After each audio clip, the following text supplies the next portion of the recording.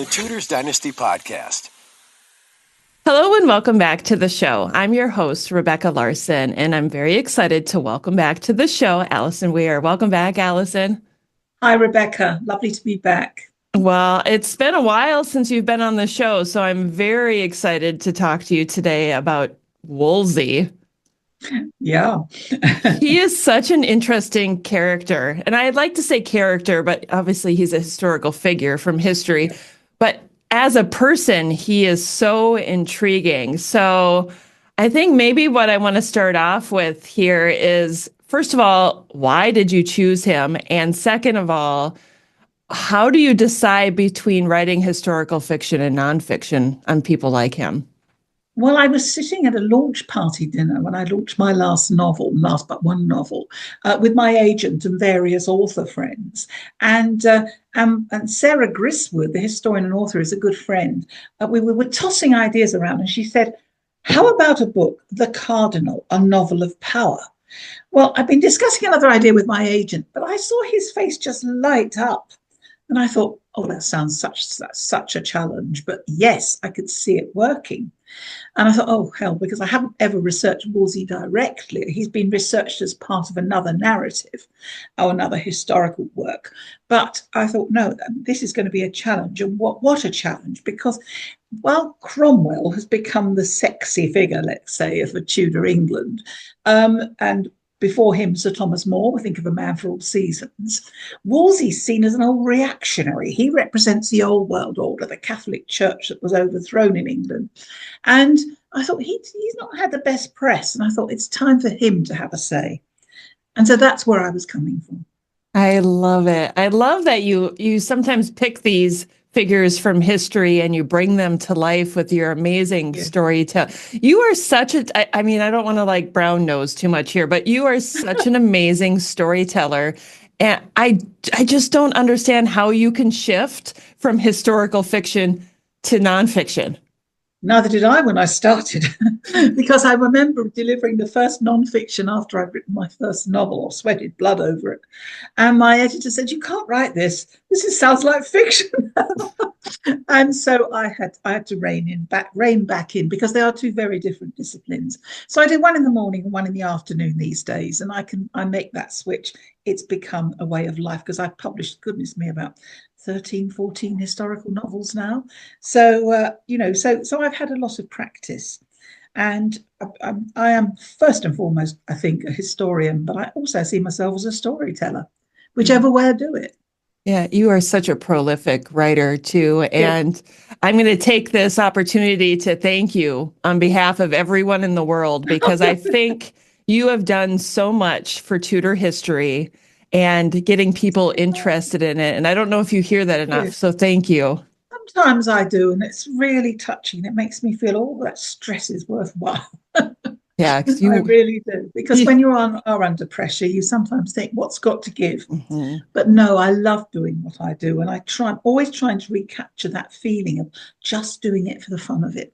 Yeah. Not to a deadline. This is it. This is what I really enjoy. Yeah.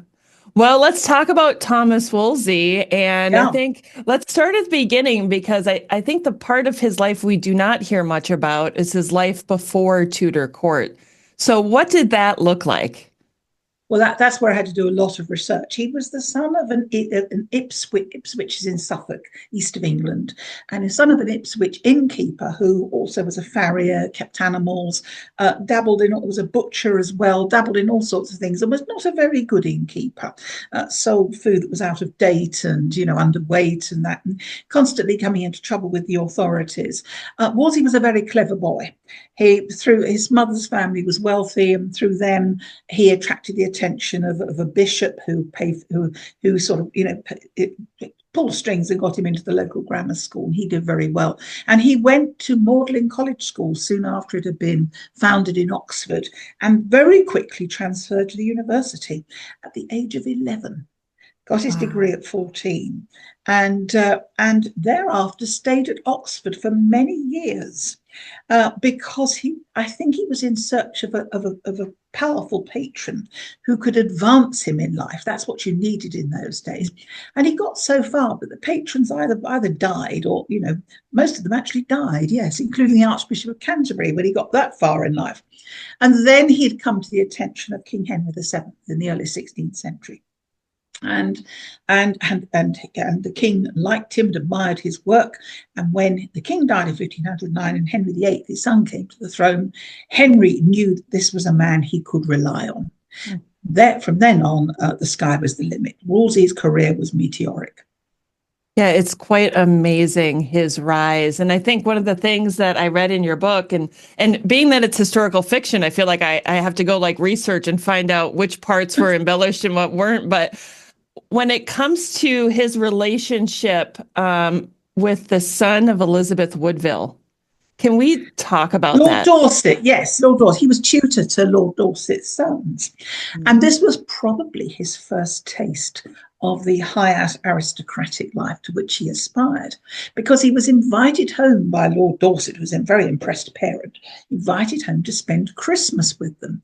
And, Christmas in a lordly household could be quite magnificent. And Wolsey was obviously quite dazzled. And one imagines that this is where he thought, I could have a lifestyle like this. I want a lifestyle like this. And so it gave him ideas for I think it fueled his ambition. Yeah, well, I'm sure it did.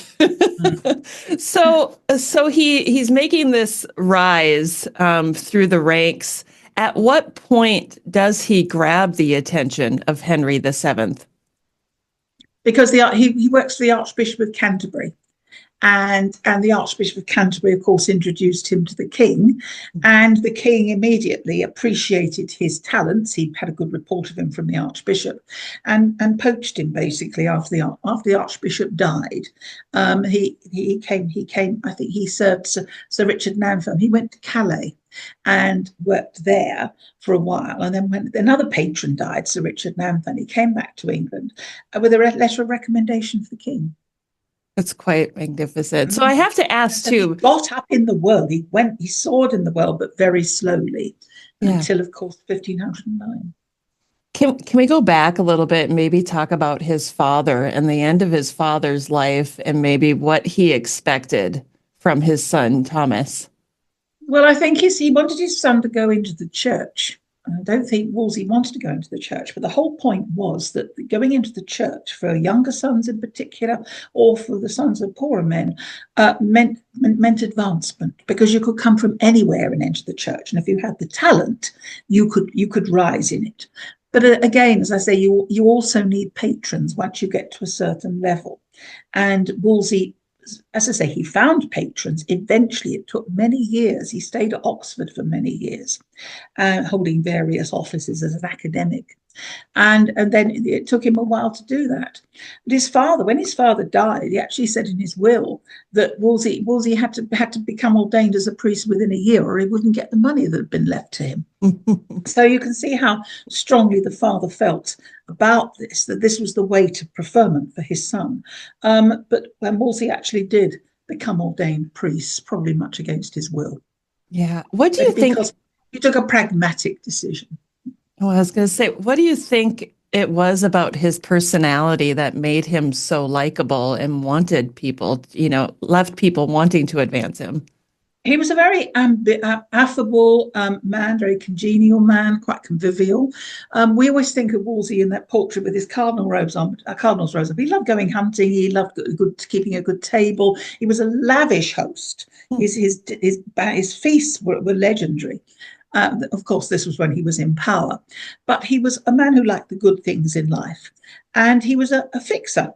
He could get things done, and I think people admired that in him. They admired his energy, and they admired his charisma.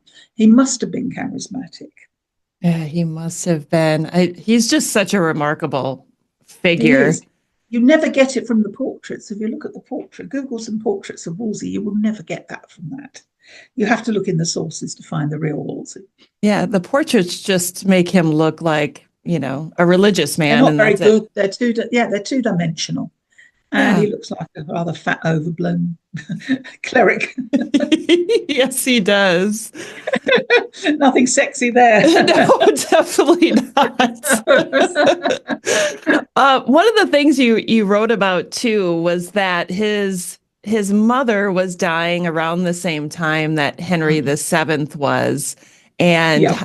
like how tormented he was by what to do. Can we talk more about that? I've embellished this Oh, because we okay. know, but we know that his affair with Joan Lark began around that time, and we can conjecture it quite authentically, I think.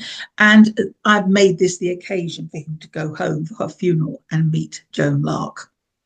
Oh, And brilliant. yeah, so I've had to imagine a lot here because we know very little about Joan Lark. We have fragments of information about her, and one has to construct this story and put yourself in their position. Clearly, they were together for at least 10 years, and ask yourself how they would have felt in that position, because once his career went stratospheric under Henry VIII, who I should say was quite a prim man and saw himself as a virtuous king and would not have approved, Joan Lark had to stay hidden. And their children, think about what happened. They had at least 2 children, and they couldn't bring those children up themselves. And therein lies the tragedy. Yeah, I feel for him. It's so conflicting. I don't know how else to say it. You know, obviously he was a man of the cloth who gave in to carnal pleasure. How common was that back then for men of the Quite cloth? common. The Archbishop of Canterbury himself had a mistress and children. Other bishops did as well. Don't forget, Wolsey probably took holy orders because he saw it as a way to advancement. He wasn't going to get to prominence through the noble route. But he was fortunate to live at a time when the Tudor kings were sort of turning their faces away from the older nobility, whom they regarded as a threat, and turning to new men of ability rather than rank and blood, who could get things done for them. And so Wolsey came on the scene just at the right time. Yeah. Yeah. From what we know of Tudor history, he was really Henry VIII's right-hand man, wasn't he? Yes, but I think he was a lot more than that. I think he regarded Henry, who was 20 years younger, as a son, almost as a son. And Henry, who had been at odds with his own father, I think Wolsey was a father figure, someone he could rely on, someone who would get things done for him, someone he could lean on. Oh, I like that idea. That's a lovely idea. How I see them, and and it was quite clear the king had great love for him. And I think he did for Henry. In fact, if you read towards the end of his life when he's out of favour and he keeps thinking the king will give him some crumb of comfort or friendship, it's pitiful to read the original source material that shows how he's longing for some sign, just a crumb, you know. And so I think on Wolsey's side, definitely he loved the king. Oh, see, I like to hear that. It really does make him more human when you write It about does. him. That's why I wanted to write about him. I wanted to make him human, not the two-dimensional person we see, this busy mover and shaker who was just ambitious and only cared about himself. I think there's far more to Wolsey than that. There's so many figures from Tudor history that are that way, aren't there? Oh, there are absolutely, and we know of them only as characters on the sidelines, because all the histories, most of the ones I've written, are about the main characters.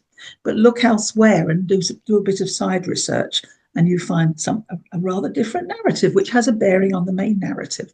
It is so important when doing your research on a Yeah, specific topic to broaden, like you said, broaden that knowledge, look around them, look at the people who were surrounding them and what was yeah, going on. yes. But sometimes you don't have the scope to do that in a novel.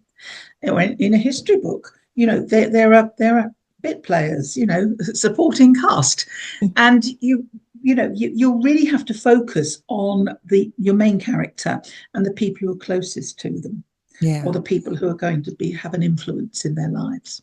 This is why you're so talented. You just Oh, blow I my don't know. mind. Oh God! You should be at the meeting with my publishers when we discuss what's going to go, the book's going to be like, and we brainstorm it. But I've already got an idea before that when of where I think it's going, and their creative input is very helpful. Oh, I love it. So Wolsey is at the court of Henry VIII now. What kind of relationship would you say he had with Catherine of Aragon? Well, no, to start with, not very close. Because the Queen had her own apartments, and Wolsey was dealing with Henry and on the political side, on the official side.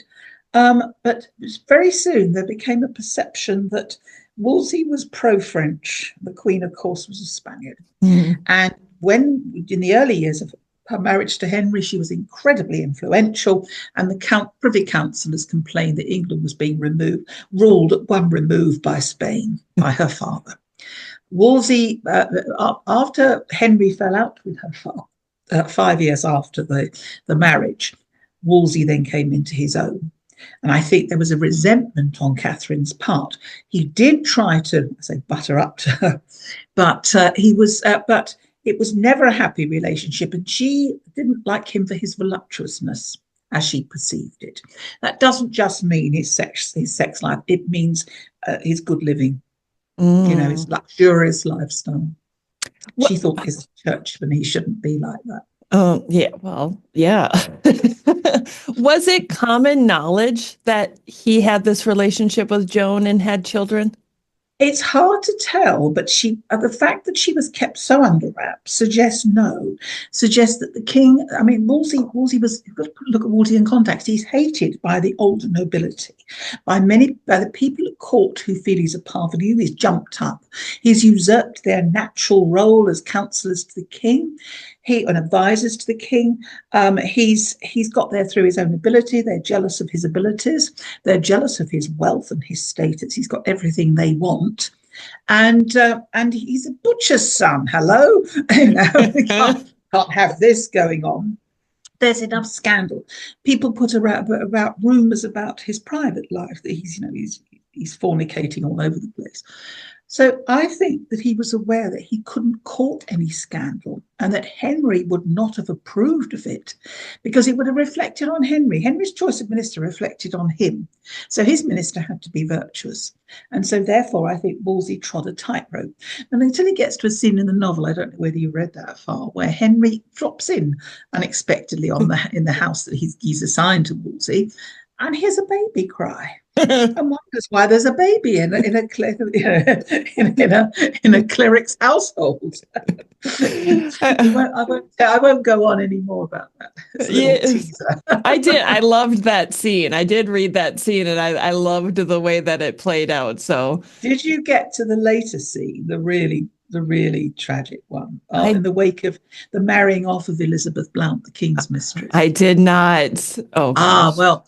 Yeah, Henry had a mistress from about 1514 to 1520, and she bore him his only acknowledged bastard, Henry Fitzroy. And in the wake of that, it was in 1519, Henry delegated everything to Wolsey. So Wolsey found himself, apart from running the country, he was actually meant to find a husband for Elizabeth Blount, so she would be respectably married off. And he did. He got her a young baron, and there was an outcry. The wages of sin is a good marriage.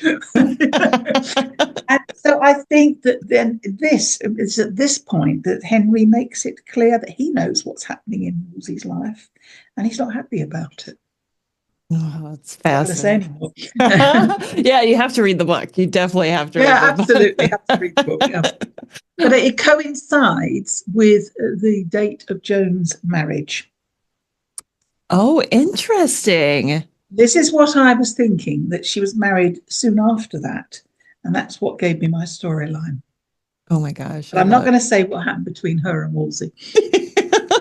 We'll save that. Oh, I am going to. I'm going to give you another teaser, because she and her new husband had a house at Thames Ditton, about a mile from Hampton Court.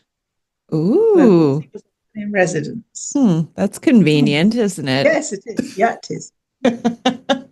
Okay, so now I'm really curious about what kind of relationship Wolsey had with Thomas More, because I feel like we see Thomas More as such a close ally of King Henry VIII. Did they get along? I would say Wolsey was a closer ally. More didn't want to come to court. More was not worldly. He wanted to be a scholar. and that was his world, but he was also a lawyer and he was a good diplomat, and Henry admired him. He was friends with him, and he enticed him to come to court. And More said, "You can't believe how reluctant I am," but he did. He went to court. He didn't seek the wealth and power that Wolsey had, although he had a very comfortable lifestyle, but he was never comfortable with it. And of course, the spanner was thrown in the works because when Henry wanted to divorce Catherine of Aragon, and so was launched the king's great matter. And More felt he couldn't support the king in this, or in later declaring himself head of the Church of England. Wolsey was doing his best to obtain the annulment for Henry. Now, he didn't live long enough to find out about Henry breaking with Rome. But I think that More saw Wolsey as quite a worldly man, and not he didn't. I don't think he liked his political pragmatism, and I think that Wolsey was a bit wary of More because he thought he probably realised how More saw him. Why do you think it is in, let's say, a TV series like The Tudors? Why do you think it is that they make More this friendly buddy of Henry VIII? Why do you think they make him that versus showing Wolsey as more of that character? What is it about More as a person that they want to do that? Because we know a lot about More's private life. He was a great family man, and he had his daughters educated in the same way as his sons, which is quite, advanced for the time. The King and Queen themselves, Henry and Catherine, were interested to do the same for their daughter, the Princess Mary. And More was friends with Henry, and we see this. We read about them going up on the leads at Greenwich Palace to look at the stars together. Yeah. And Henry may have been a guest at More's house at Chelsea. We see that in the film A Man for All Seasons. Mm-hmm. But he obviously had a similar relationship with Wolsey, but the emphasis is always on Wolsey's political role in his life. They went hunting together. Sometimes they didn't see each other for quite long periods. Wolsey would work from his own residence, and he'd go to court on a Sunday sometimes, and they'd catch up with the king. But they kept in touch by letter regularly, and they were friends. There's no doubt about it. I love that you're showing like the softer side of Wolsey, the side, like you said, that we don't often see. There was a harder side to Wolsey, but I think the softer side comes across. I mean, the businessman is prominent in Wolsey. The churchman to a much lesser degree. I mean, in the States, the jacket, I don't know if you've seen the jacket. I haven't. It shows him, this man in the cardinal's robes, walking down the side aisle in a cathedral.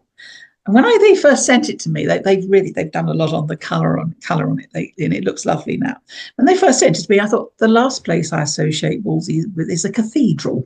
He was Archbishop of York because he never actually went to York Minster, and you don't associate. And he was Archbishop, and he was Bishop of Winchester. I don't think he ever went there either. So I don't associate him with that. But I do think there's a kinder side to him, and you see it, and he's always striving to do what Henry wants. Mm-hmm. Because when he couldn't do what Henry wanted, despite his best efforts, that's when things went awry. Yeah. Okay. Well, now we have to talk about Anne Boleyn, because obviously that was in the room. It really is. How did Wolsey feel about her when she came into the picture? Well, she came into the picture not through Henry, because he had lots of young gentlemen, some of the sons of the nobility, some of them in his household, and they were there in time-honoured fashion to learn about the skills of knighthood and how to be courtiers and how to minister estates. It was an apprenticeship for public life. And one of them was Henry Percy, the heir to the Earl of Northumberland, a great earldom. And this young man fell in love with Anne Boleyn when she was one of the Queen's maids of honour. This is 1523. And they pre-contracted themselves to each other, which is quite serious because, for one thing, heirs to the nobility weren't allowed to get married without the King's permission, his having approved their choice of bride. And secondly, a pre-contract was as binding as a marriage, could only be loosed by an ecclesiastical court. And so So Wolsey got wind of this. It had been agreed that it had been arranged that Percy was actually going to marry the daughter of the Earl of Shrewsbury, which was a fitting match on a level playing field. Yeah. When it came to his knowledge that Percy was going to marry Anne Boleyn, the king was offended because his prerogative had been flouted, and Wolsey broke it and called Anne Boleyn that foolish girl yonder in the court. And she was sent home to Hever Castle, her family home. And George Cavendish, Wolsey's gentleman usher, who records this in his Life of Wolsey, wrote, "She smoked." And she hated Wolsey thereafter. Now, I don't think it's just because of this, because the king's eye didn't light on her for another 2 years. And I think she hated the fact that this son of a butcher, who, she is the granddaughter of the Duke of Norfolk, and her father's the Earl of Wiltshire. And I think she really resented the way he looked down on her. But as soon as he knew that the king wanted to marry her, I mean, begged the king on his knees not to marry her, not to go ahead with this divorce for hours, he said later.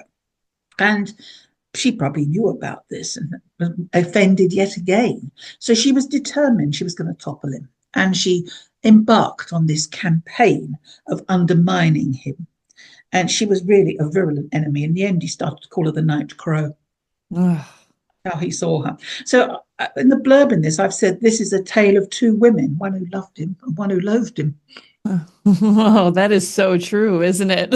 It is, absolutely, yeah. She never left off trying to persuade the king to move against him. She did her best to topple him, and she succeeded in the end. Yeah, she did. Yeah, the story is so tragic, and, we've recently now in the U.S. had the release of the new season of Wolf Hall. So of course, isn't it? Oh, it's so wonderful, amazing. And I'm just watching it week by week. I haven't paid for the subscription to be able to binge watch it all, but it's been. It's just come out on DVD here, but I went to the premiere here, and it was amazing. Cast were on the stage, there were musicians playing music, and it was a nice party as well. It was fantastic. I really love Mark Rylance as Cromwell. It's that sympathetic figure. He is. I don't quite see Cromwell like that, but I think that he's using the Cromwell in the book, and it's fiction. Yes, and it's a brilliant portrayal, and he's done it. He's done it so well. I've met him. He's an absolutely charming man, a really nice man, and he's so brilliant in the role. And I think in this one, both of them, he and Damien Lewis, both excel themselves in it. Yeah. So you're in for a treat with the rest of it, because I've got the DVD. I love it. I love in that show how they show the relationship between Cromwell and Wolsey. And I want to talk about that, about Wolsey's relationship with Cromwell. What can you tell us about their relationship? It's pretty much as it's portrayed. Cromwell did try to do his best for Wolsey after Wolsey fell from favour, when there had been a hearing, a trial in the Great Hall of the Blackfriars in London in June 1529, and the Pope had sent a Cardinal as legate, and he tried the case with Wolsey. What Wolsey didn't know, Wolsey was praying, sweating on the line that the Cardinal would agree to grant the annulment that Henry wanted. At the end of it, the Cardinal stood up and said the case was so complex, he was referring it back to Rome. Mm-hmm. And that was the end for Wolsey. And Cromwell did his best to try and ameliorate, the reaction to this, because once people got the idea that Wolsey had fallen from favour, the Wolves were ready to pounce and throw all his enemies, and there were many of them, mostly out of jealousy, were ready to, bring him down as much as they could. They tried to prefer charges of treason, praemunire, and all kinds of, offences were alleged against him. And the poor man had done nothing but gone against his better judgment in trying to secure this annulment, because he knew, it's quite clear he knew, that Henry's marriage to Catherine was valid despite the king's arguments. And so he went against himself for Henry. And so, so Cromwell, yes, did do his best. He tried to influence Parliament in Wolsey's favour. And but he there was only limited amount he could do, but he was very fond of him, and he grieved very much for him. Yeah, it's such a sad story. I wonder too, Did Wolsey have any idea of any type of danger he was in for not giving Henry what he needed? Yes, all the way through. I think he was right from the start. He was utterly dismayed when Henry first opened the matter to him and said what he wanted. He wanted an annulment, and he was very worried. He was thinking of all the ramifications of it. You're talking about a period when it's only 10 years since Martin Luther has nailed his theses to the church door in Wittenberg and literally launched the Protestant religion. And that's seen as heresy, and it's permeating Europe. So anything that destabilizes the church is going to be a worry to conservatives. And Wolsey saw that the king questioning a papal dispensation and the Pope's right to have granted it is a bit cataclysmic. And Catherine saw this as well. Catherine's advisors saw this. The Pope wanted to please Henry, but Rome had just been sacked by mercenary troops of Catherine's nephew, the Holy Roman Emperor. And the Pope was the Emperor's prisoner. Is he going to have his aunt annulled? No, he's not. And even after he was freed, he was terrified of the Emperor for the rest of his life. And so Henry was never going to get that annulment. And after 7 years, the Pope declared the marriage lawful. And by then, Henry broke with Rome, married Anne Boleyn. So, it didn't end well for anyone, particularly Anne Boleyn. Yeah, particularly. Is there any indication of Wolsey wanting to protect Joan and his children during this time? No. I think she's more concerned about him. They're not together at this time, but they are in touch. I'm not going to say any more. Okay. They are in touch, yes, because they don't want to be parted. Okay, so then I guess we're to the point now where we're looking at the last few months maybe of Wolsey's life. Yes. What did that look like for him? Increasingly dismal, although in another way, triumphant on a personal level, because his fall was in the autumn of 1529, and then he was ordered to go north to his diocese in Yorkshire. He wasn't arrested or anything, the king had, protected him from what his enemies were doing, but he wouldn't see him. And he was ordered, it was virtually an exile, he was ordered to go north to Yorkshire, but and to look after his flock, which he had never done. And on the way, he had this sort of epiphany where he decided he was going to make a success of being Archbishop of York. And on the way north, he had this very long journey north where he would baptize hundreds of children and bless people, and then he would intervene in disputes and try to settle them. He did everything he should have done as a good shepherd to his flock. And his reputation grew, and he became much loved in the north. And in that short space of time, he got up to Cawood Castle, which was one of his houses as Archbishop of York, and he was going to York for his ordination. He never got there. And that would be to give away the end of the book. He never went to York Minster. Okay, can we be clear that he did not commit suicide? No, he did not. I just wondered about that. I had to go and lie down when I saw that in the Tudors. I know. Never seen this in my historical source.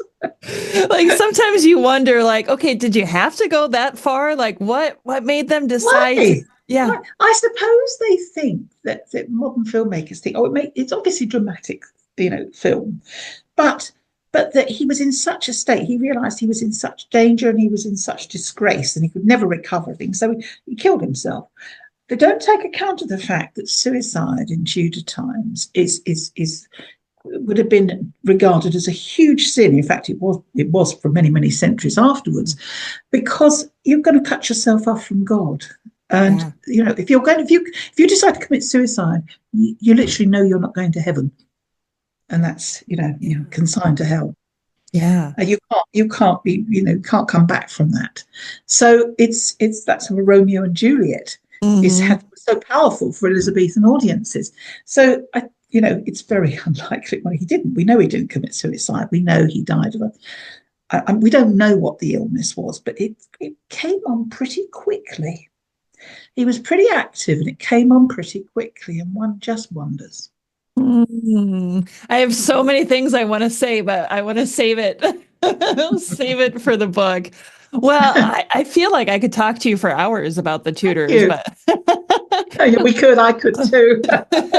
I One do of my want favorite occupations, talking about history. Yes, exactly. I want to know if you could leave the audience with one thing about Wolsey that maybe we didn't discuss today. What would you want to leave them with? This was a passionate man. Oh, I love it. Just simple. Thank you. Well, Alison, thank you so much for coming Thanks on for today and sharing your knowledge on Wolsey with us.